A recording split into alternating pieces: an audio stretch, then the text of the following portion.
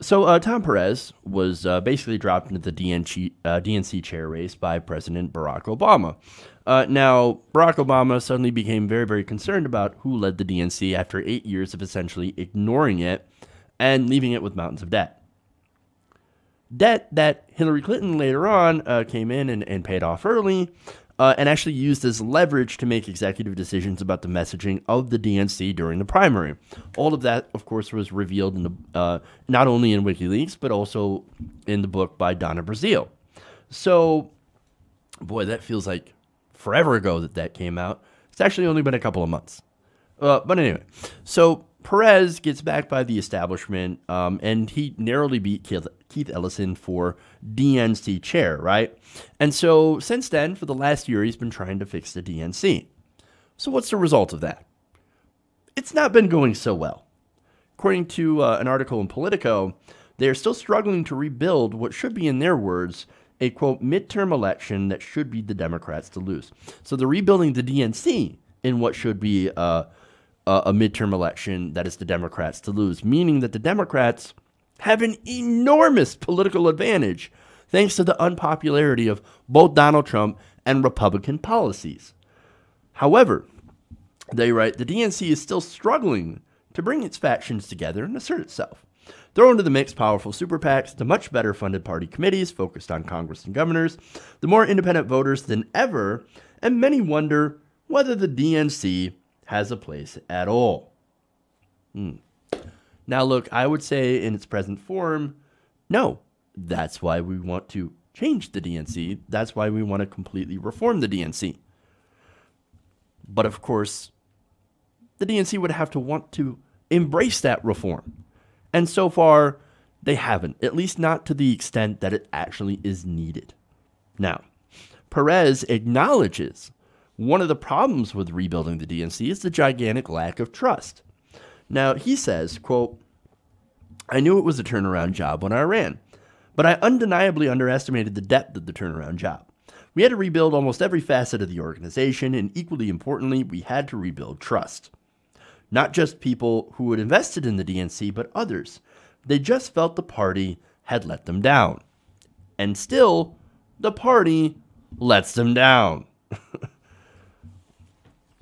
Now, a year later, I can unhappily report that there is still no trust in the DNC. And so right now, I think the only thing that Hillary Clinton supporters and Bernie Sanders supporters can agree on is how much of a monster Donald Trump actually is. And really, there's even some disagreement on that, because I tend to think that he is more of a symptom than he is the disease. He's a symptom of neoliberal policies, as well as conservative backlash and all this stuff from a changing world. So he's a symptom of many, many different problems. So that's basically it, though. Whatever agreements they have, that it's pretty much on how bad Donald Trump is. And so the running of the party and the running of the DNC and all the different issues that we should campaign on, there's a lot of differences, right? And I think I speak for a lot of progressives when I say that we despise the DNC. There's absolutely no trust in this institution left. And that's despite the incredibly hard work of a lot of progressives who actually spent a lot of time trying to put in reforms that may or may not be adopted by the DNC as a whole, the DNC Reform Committee, of whom I know somebody who was on the DNC Reform Committee, and she worked incredibly hard. And there was a lot of great progressives that were there. But again, if the DNC doesn't want to reform itself, well, then that's not exactly the fault of progressives. That's the fault of the DNC. So here's the thing, right? The problem with the DNC, and that we've noted this in many different segments and in many different articles, is that they're not trying to be more progressive. All they want is one thing: Bernie's mailing list. That's what they want. That's the biggest thing that they need right now. According to Politico, the Clinton-Sanders tension is over whether Sanders should hand over his massive voter list to the committee as Perez has asked, and whether the committee has gone far enough to overhaul internal rules that Sanders' forces are convinced rigged the nomination for Clinton. Now, look, there's a lot of controversy surrounding the word rigged, right? Now, if you're going in and saying rigged as in, oh, they went in and changed the vote totals. No, that's nonsense. Of course they didn't go and change the vote totals. What they did is that they made it sure, they systematically changed it so that Hillary Clinton would end up getting the nomination, that there wasn't a fair contest. As Donna Brazil's book pointed out, there was a massive fundraising scheme that took money from the state parties and put it into the Hillary Clinton campaign. They also had control over the messaging, the Clinton campaign did, of the party, the debate schedules, and things like that. There were people that were in the states that didn't have open primaries, for example. A lot of states didn't have open primaries, but where there were registrations that were changed. I remember in New York, there were registrations that were changed mysteriously. There was a lot of weird stuff that went on that kind of makes you think that, no, this was not a fair contest. That's not saying Bernie would have 100% won the nomination if none of that had happened. But at the end of the day, we'll never know because of this, right? So again, yes, Bernie Sanders supporters aren't just convinced that it's rigged. We know. We can point out that it was. But anyway, neither side, in the article, they continue, says neither side is satisfied, and words like crazy, still doesn't get it, in one case, Judas, are tossed around to describe people in the opposite camp. Furthermore, the relationship between Perez and Keith Ellison, the former rival whom Perez named deputy chair in an attempt to ease tribal infighting, remains chilly with periodic explosive fights over party strategy and appointments. Ellison said, quote, "Functioning unity is something we've got to build back over time." Well, that I say, if you want unity, then embrace change. You have to change. That means no superdelegates, a full embrace of Medicare for all, living wage, free college for everyone, and open primaries, right? You want unity, unify around progressive values. But of course, that's not what they're doing. Politico explains that most of the DNC's officers and members have decided, yeah, that whole unifying around progressive values, not a thing that we're interested in. We're actually just going to unify behind the establishment. We're going to unify behind Perez. Fundraising, they write, while still trailing far behind, Republican National Committee is on the uptick. Boosted by a major donor program, Perez has nurtured and checks that pick up after the Democrats won high-profile seats last fall in Virginia and Alabama. So that kind of explains why, one of the reasons why the establishment continues to back Tom Perez and his so-called leadership, because he's good at raising money. He's getting the checks. And so, yes, has his fundraising picked up? Yes, thanks to the races. But it's not necessarily fundraising from regular grassroots organizations or people, right? Now, they also say that state party chairs are being listened to again, and there's a tech operation that had atrophied to the point of near collapse under the previous leadership, is being rebuilt.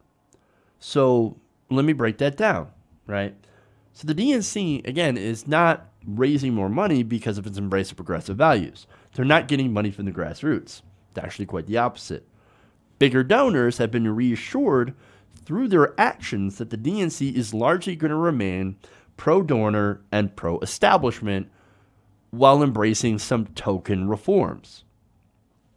It's change on the outside, continuity on the inside.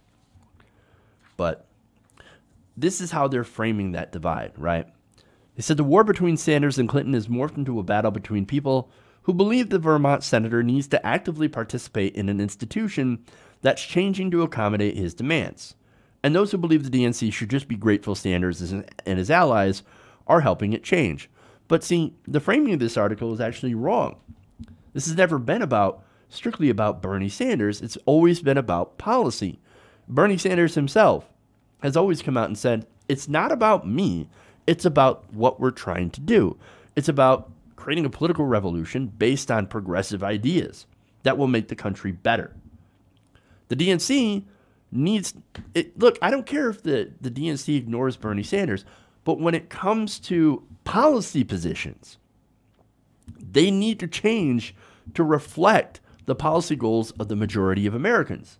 Now, the majority of Americans support Medicare for all. They support a living wage. They support tackling student loan debt. They definitely support, by wide margins, getting money out of politics and other issues. These issues are things that the Democrats can rally around, but they choose not to do that. So, and look, they do that and they expect the mailing list. But here's the thing, right? The DNC wants it, and they're not going to get it. Bernie Sanders has no intention of handing over his email list. He said, no way will he be providing his list or other information to the DNC, as Perez has asked, or pitch in otherwise to an organization that he is demanding to be reshaped. To the Sanders orbit, they write, it's not nearly enough that Perez backed the recommendations of a year-long Unity Commission to set up to revise internal rules that Sanders supporters argue disenfranchise the base. But they still do disenfranchise the base. There hasn't been enough change. It has all been token change. Yes, they're going to get rid of some of the superdelegates. That's not enough. Primaries are still not open. But most importantly, they're not letting any people who supported Sanders see where that money is going. And that's very important to the party. So nobody from the Sanders camp, no progressives, have any access to seeing where the party's money is going. Now, the problem with that is that that money is almost certainly ending up in the hands of overpaid consultants. Huge problem, right? So, I mean, that right there is one of the reasons the Democrats always seem to lose. They spend their money very, very poorly. And it's always on these overpaid consultants that give them terrible advice. But they end up, look, the consultants get paid either way. So they don't care if the Democrats win or lose. So they always go for pro-establishment positions. It's ridiculous. Now, Jeff Weaver said on this, we have a long way to go. We made big step forward in opening up the party and making the nominated process more democratic. But again, it's not all the way. It's not nearly as much as we would want. But he says, we've got to make sure that all the different factions of the party are represented at the DNC. Tom can do a little bit more to bring in some of the other voices. Weaver, and more importantly, and this goes back to the email list, said that there won't ever be a point when Sanders gives the DNC access to his voter data. He said, I don't think you should expect that to happen. If people think the Sanders list is just an ATM, they're sadly mistaken. It is a list of millions of people who are motivated by a certain policy agenda. If they think it can be easily transferred, I think it's a fantasy. Weaver is 100% right on this. If people on the Sanders list want to donate to the DNC, there's nothing stopping them. It's actually pretty easy to do. Most people on that list are fairly internet savvy, I would guess. The problem isn't that they're getting blasted with DNC emails. I get blasted with emails all the time, right? No, it's that the DNC is not something that we want to give money to because of the way they screwed us before. We don't want to give them money. And if they think that that list, getting access to Bernie's list, is magically going to bring them in money, they are sorely mistaken. Only if the DNC adopts real change will they see the kind of funding and support that they're looking for. And so, has that happened? Obviously, as I keep pointing out, no. Hey everybody, thanks for watching this video. If you want to see more like this, please hit the subscribe button below. And if you want to support truly independent progressive media, please consider becoming a patron at patreon.com/TYTNation.